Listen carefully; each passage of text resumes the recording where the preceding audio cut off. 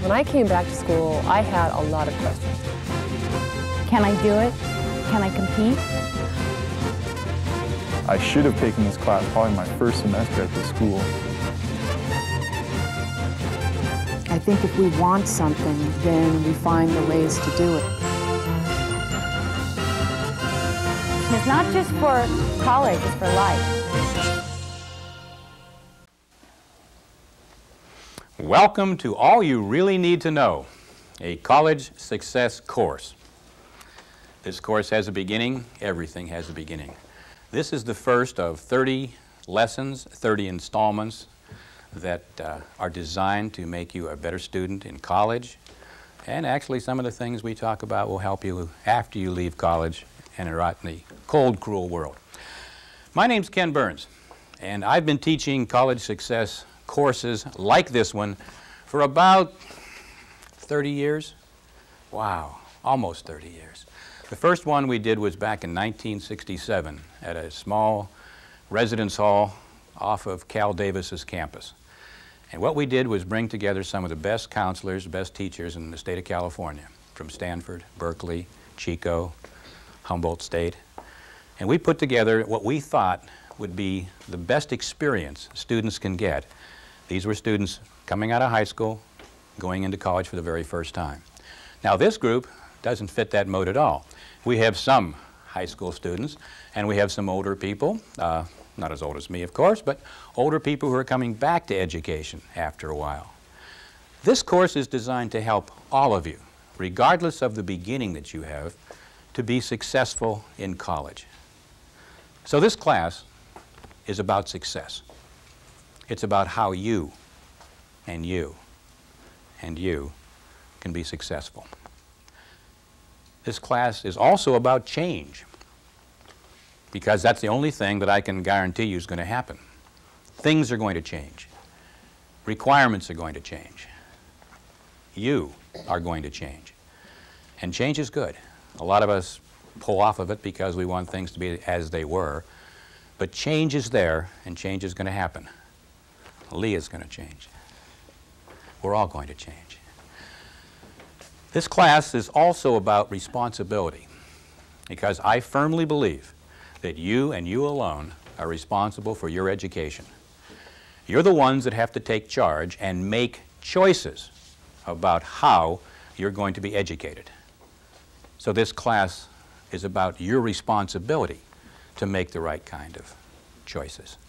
We're going to give you a lot of tools, a lot of skills. We're going to give you a lot of ideas. We're going to give you some methods. You will choose which ones you want to use. And you're responsible for that choice. And if you make the right choices, and if you practice the right things, we can almost guarantee that you're going to be successful, because this class is about success. This class, first and foremost, however, is about learning. And learning undergirds everything we have. Education is about learning.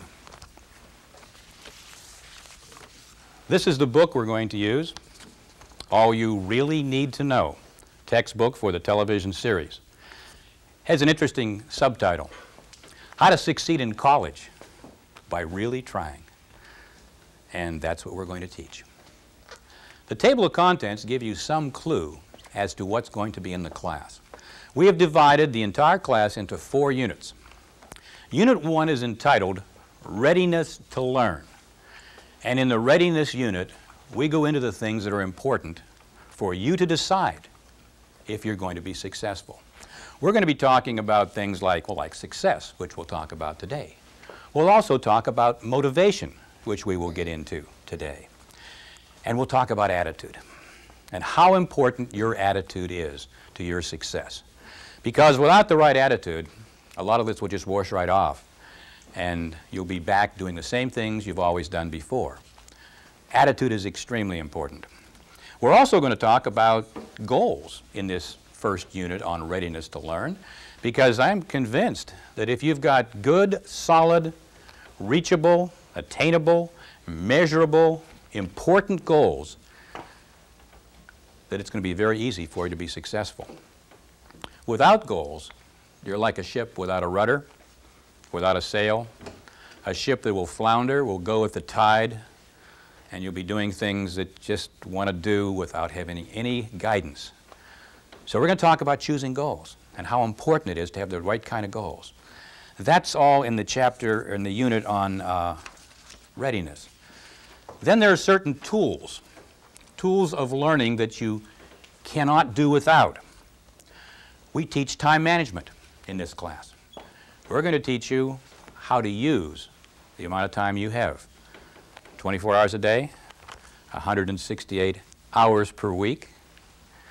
The kind of time that you've said, well, I can waste the time or I can use it. We're going to teach you how to take hold of the time, how to be in charge of your own time. Then we're going to give you a number of tips about studying. We call this section, don't study harder, study smarter. And we're going to go through that and give you some other things there. We're going to get into a subject that is dear to my heart, the subject of focusing or concentrating. Because with this you can make the best possible use of your time. You can make the best possible use of your energies. You can become a better player if you play. You can become a better person in interpersonal relationships. And above all, you can become a better student. Because if you can focus and concentrate your energies, then you can come out way ahead with a little less. Then we get into Unit 3, which is called the skills of learning. And there are a number of skills, things that people know about, which we will give you as methods, as ways of doing these things. The first one, of course, is reading. We think it's extremely important to learn how to read actively. The second skill we talk about is note-taking. You've all taken notes throughout your high school career and college career. But the way you take notes, the things you observe, and the way you review your notes makes a big difference in your learning. If you do it correctly, in a way that maximizes the kinds of things you've heard, you're way ahead on that one. In the same unit, we get into memory skills. People forget things. They usually forget things because they didn't want to remember them.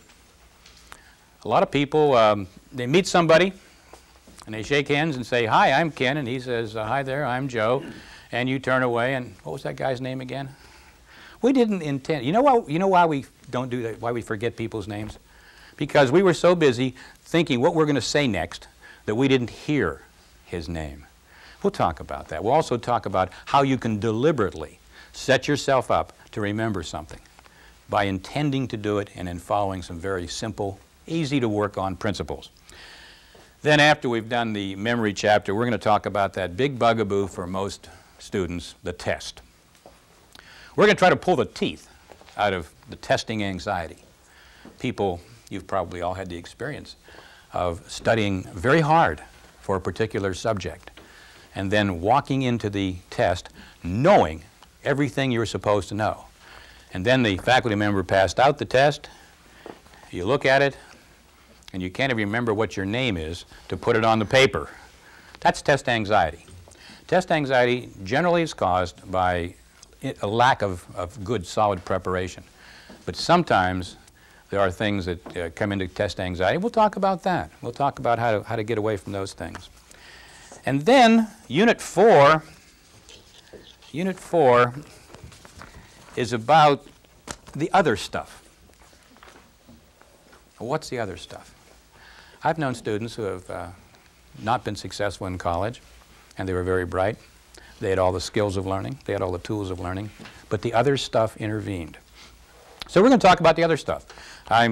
All you really need to know, and I think you need to tackle the other stuff. One of the first topics we're going to tackle there is health. How many of you have missed a class because you were sick? Yeah, a lot of us. I don't do that personally. I never miss classes because I'm never sick, except last semester. I caught my one cold of the year. The idea behind good, solid health, and I just mean not the absence of being sick, but being well, being very well, is it makes you a better student. So we're going to talk about nutrition. We're going to talk about the things that affect that. And we're going to talk about stress. Stress comes with the territory. A little stress is good. A little stress. If you're going to go on the stage, you want to have a little bit of butterflies there. You don't want to be blasé about it. I sometimes wonder how Broadway stars who go on, 200, 250 performances and have the same energy, the same energy that they want, time after time after time. They don't get blasé about it at all. Anyway, stress is there. We're going to talk about some addictions and compulsions and things that cause problems with you in college. We're going to talk about the social life at college.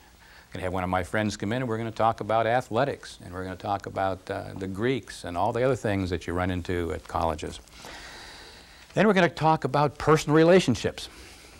I was teaching this class one time and I was having the students go over the different chapters, and I said, tell me the chapter you think is most important to you, the one that's going to be the very most important.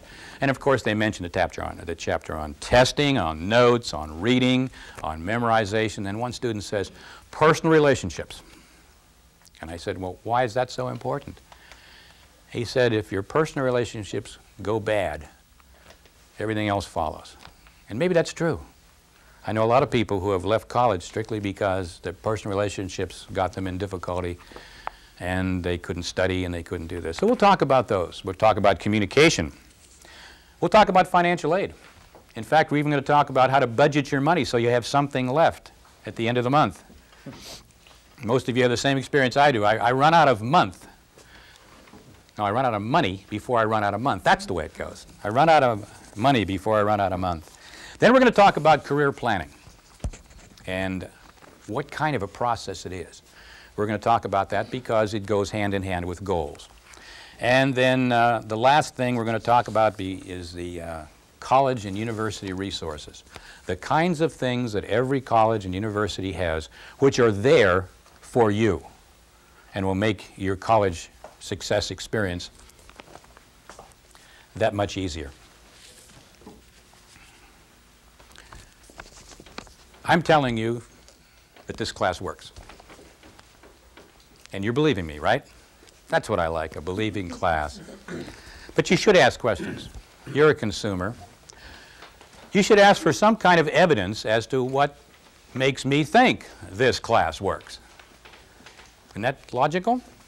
So you could say, well, Ken, what makes you think this class works? Well, I have a lot of students. Maybe you know some of them who will tell you, yeah, this class really works. That's called anecdotal evidence.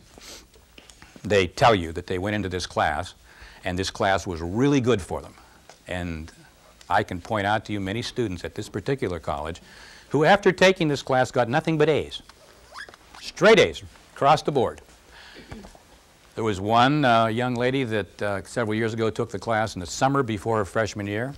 She came here, got a straight 4-point, earned a $20,000 scholarship to the University of Southern California, and just last May I got a little card from the University of California, the University of Southern California, invited me to the commencement where she was going to be the valedictorian.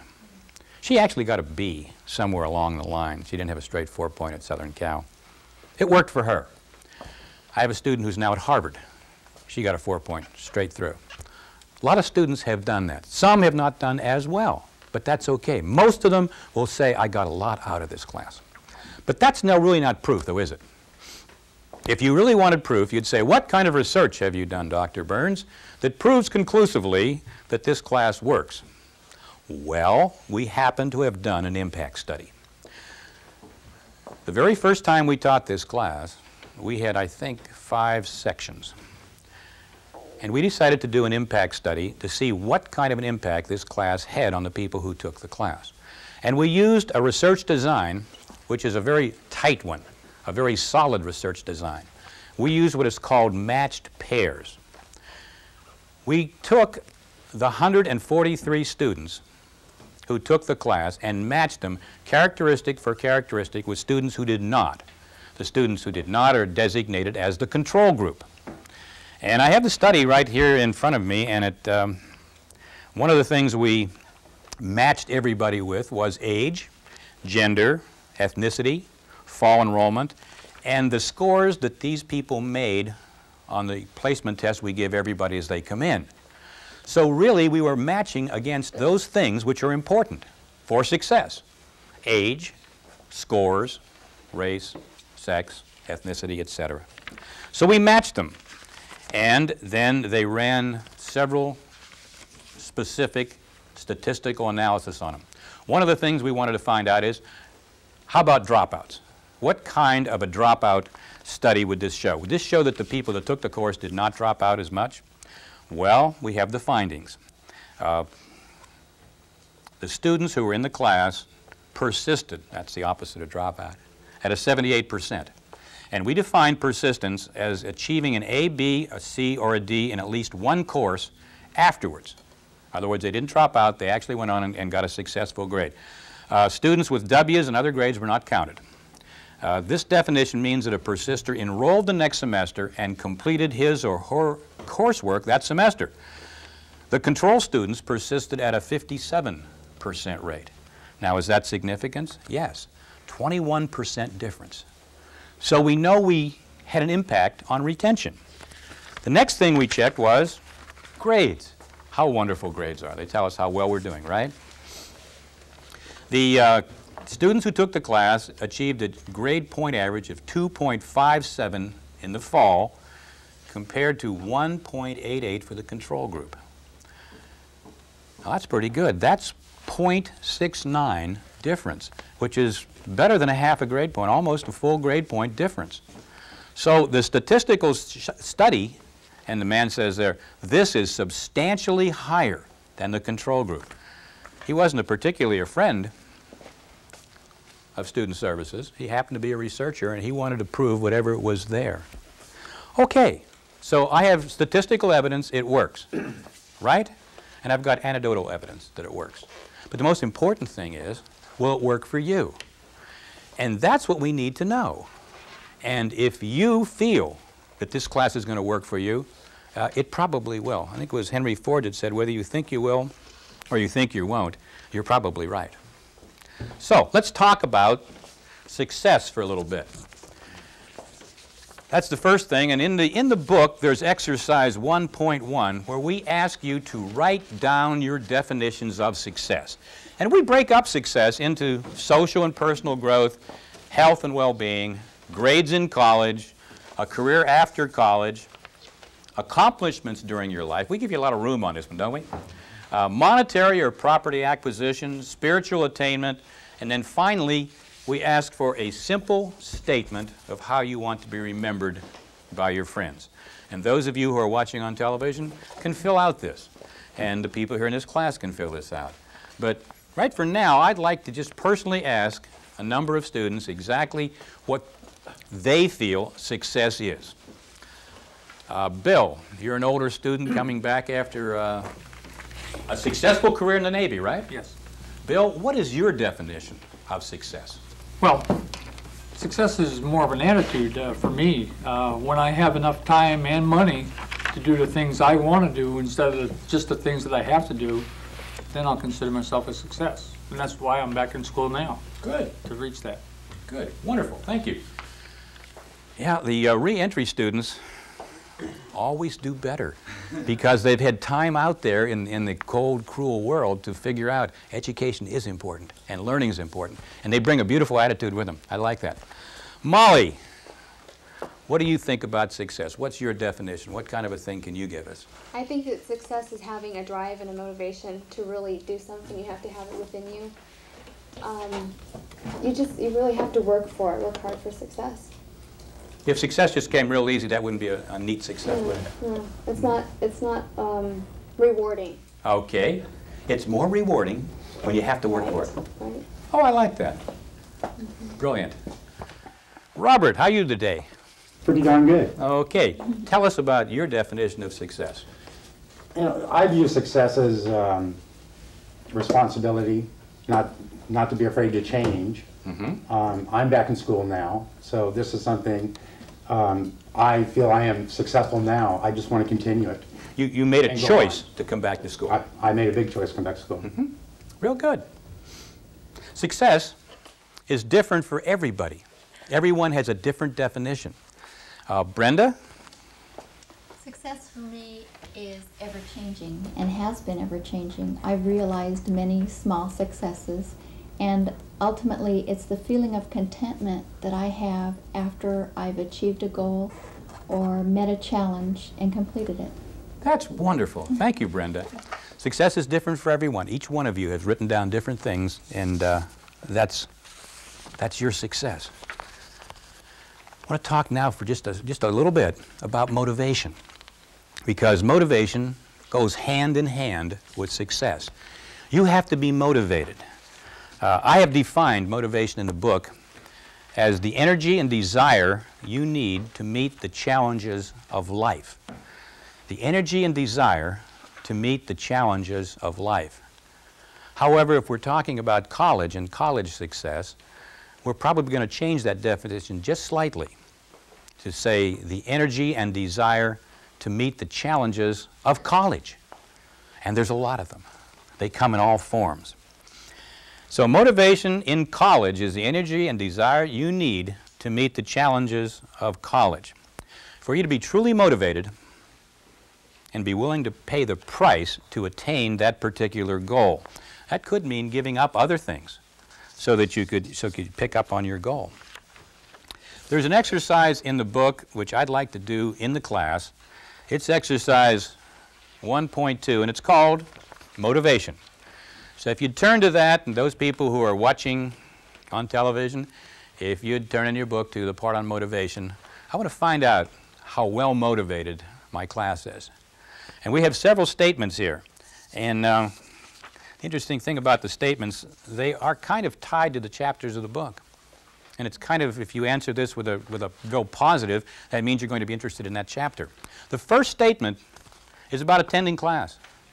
And I have here the statement, I will attend every class session of every class in which I am enrolled. That is 100% attendance. Now, if you put down 1 through 5, with 5 being high, how many of you are willing to say, I'm motivated to the 5? How many 5s have I got? Oh, what a wonderful class. You're all just so good. And you know, attendance is extremely important. As Woody Allen said, 80% of success is showing up. If you don't show up, you don't get what's being given out that day. So attend every class. Number 2 says, I will actively read my texts as assigned. Actively read my text. We will talk in the reading chapters about how you become an active reader.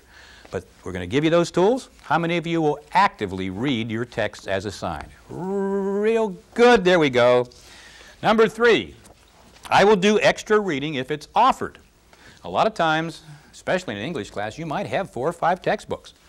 And then sometimes a faculty member will put different text in the library or a learning resource center as additional text.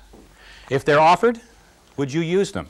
How many people? I will do the extra reading if it's offered. How many would say a 5 on that one? Oh, that's wonderful. Leah? 4? Okay. Number 4 says, if I'm having trouble or problems in class, I will seek assistance from my faculty member and follow the recommendations. How many of you are going to play that one out of 5? Okay, because every faculty member is motivated to help you succeed.